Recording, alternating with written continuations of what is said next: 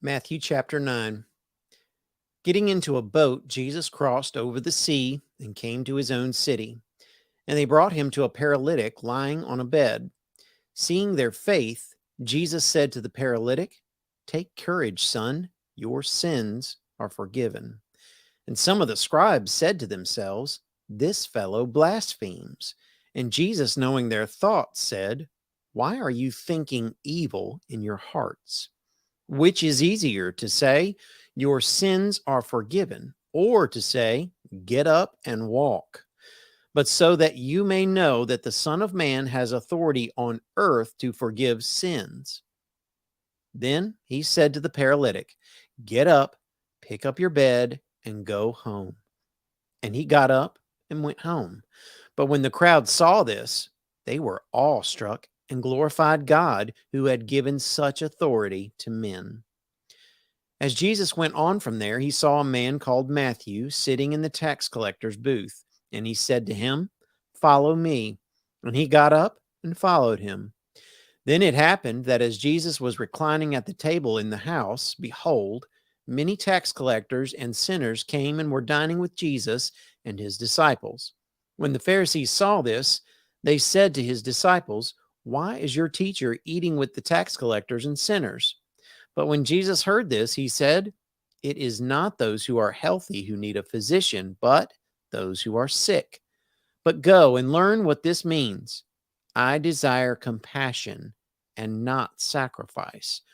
For I did not come to call the righteous, but sinners."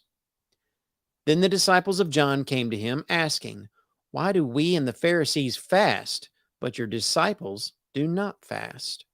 And Jesus said to them, "The attendants of the bridegroom cannot mourn as long as the bridegroom is with them, can they? But the days will come when the bridegroom is taken away from them, and then they will fast. But no one puts a patch of unshrunk cloth on an old garment, for the patch pulls away from the garment, and a worse tear results. Nor do people put new wine into old wineskins. Otherwise, the wineskins burst, and the wine pours out, and the wineskins are ruined. But they put new wine into fresh wineskins, and both are preserved." While he was saying these things to them, a synagogue official came and bowed before him and said, "My daughter has just died, but come and lay your hand on her, and she will live." Jesus got up and began to follow him, and so did his disciples. And a woman who had been suffering from a hemorrhage for 12 years came up behind him and touched the fringe of his cloak. For she was saying to herself, "If I only touch his garment, I will get well." But Jesus, turning and seeing her, said, "Daughter, take courage. Your faith has made you well." At once the woman was made well. When Jesus came into the official's house and saw the flute players and the crowd in noisy disorder, he said, "Leave, for the girl has not died, but is asleep." And they began laughing at him. But when the crowd had been sent out, he entered and took her by the hand, and the girl got up. This news spread throughout all that land. As Jesus went on from there, two blind men followed him, crying out, "Have mercy on us, Son of David." When he entered the house, the blind men came up to him, and Jesus said to them, "Do you believe that I am able to do this?" They said to him, "Yes, Lord." Then he touched their eyes, saying, "It shall be done to you according to your faith."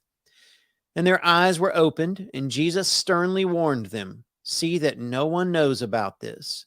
But they went out and spread the news about him throughout all that land. As they were going out, a mute, demon-possessed man was brought to him. After the demon was cast out, the mute man spoke, and the crowds were amazed and were saying, "Nothing like this has ever been seen in Israel." But the Pharisees were saying, "He casts out demons by the ruler of the demons."